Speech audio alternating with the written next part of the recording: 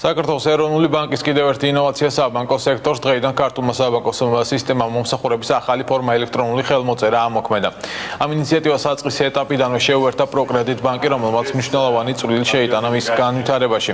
ახალი სისტემის დანერგვით პროკრედიტ ბანკი მომხმარებელს მეტ კომფორტსა და სიმარტივეს თავაზობს. პირველი საბანკო ოპერაცია დღეს საქართველოს ეროვნული ბანკის პრეზიდენტმა გიორგი ქადაგიძემ განახორციელა. თავდაპირველად პროექტი მხოლოდ აღმაშენების ფილიალში მოქმედებს, მოგვიანებით კი ეტაპობრივად სხვა ფილიალებში დაინერგება. I think that this is a very important project.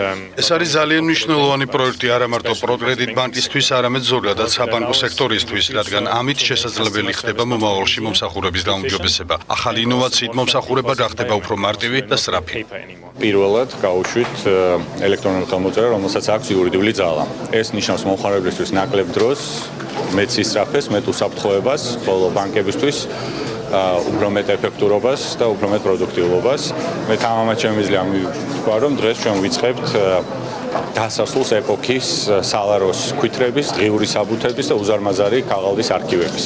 ელექტრონული ხელმოწერის სისტემის დანერგვა არის ძალიან მნიშვნელოვანი კლიენტებისათვის, რომ უფრო სწრაფად, უფრო კომფორტულად და მინიმალურ დროში მოხდეს შესრულება ყველა იმ დავალებების, რომელიც